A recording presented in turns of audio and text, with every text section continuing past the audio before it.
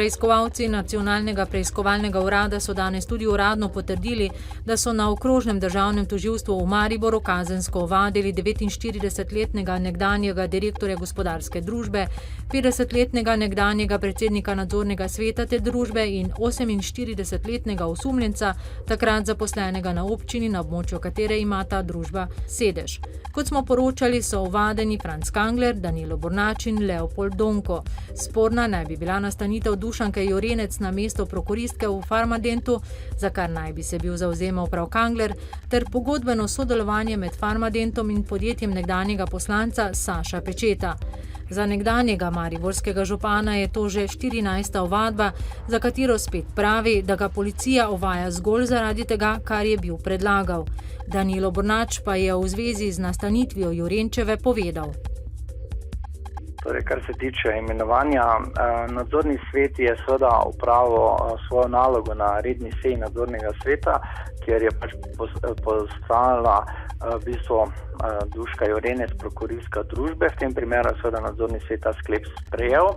Pogodba je bila pripravljena strani odvetnika in seveda tudi poslana na Ministrstvo za gospodarstvo, ki je pristojno za reševanje vseh individualnih pogodb, in je ministrstvo to pogodbo o zaposlitvi tudi akceptiralo. Dijaki, ki so opravljali splošno maturo v pomladanskem roku, so si lahko že ob 5. zjutraj ogledali svoj uspeh na spletu. Potem so jih na šolah čakala še maturitetna spričevala. Tisti, ki so opravljali poklicno maturo, pa so za uspeh izvedeli že prejšnji ponedeljek. Splošno maturo je opravilo 93,5% dijakov, kar je približno toliko kot lani, ko je bilo uspešnih 0,5% manj.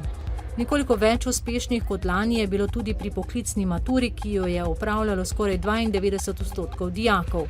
Pri poklicni maturi je 47 dijakov doseglo vse točke, pri splošni maturi pa 19, lani jih je bilo 31. Predsednik republike Borut Pahor danes gosti posvet o privatizaciji.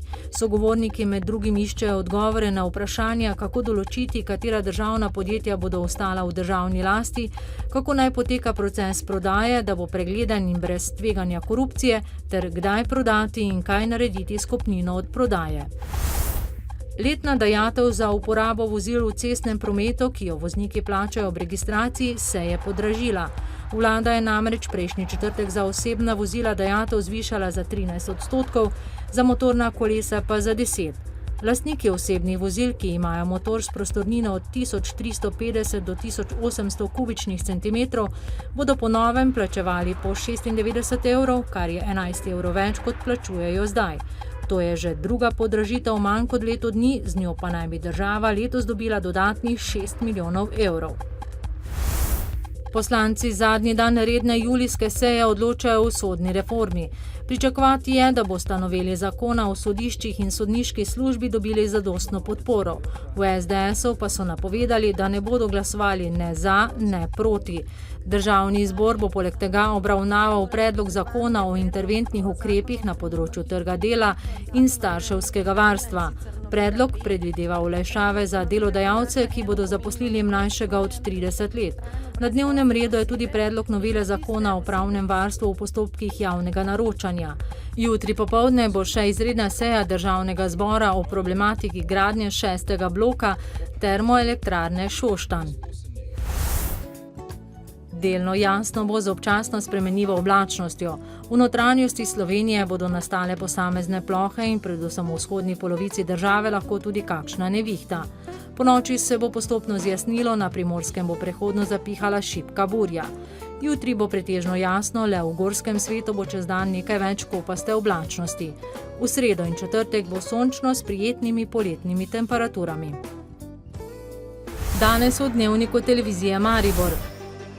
V Žetalah končno do prepotrebne ceste. Junaki Imagine Cupa v nagradi. Aktivne počitnice tudi med kačami in kuščarji. Novice Štajerske, Pomurja in Koroške ob 18.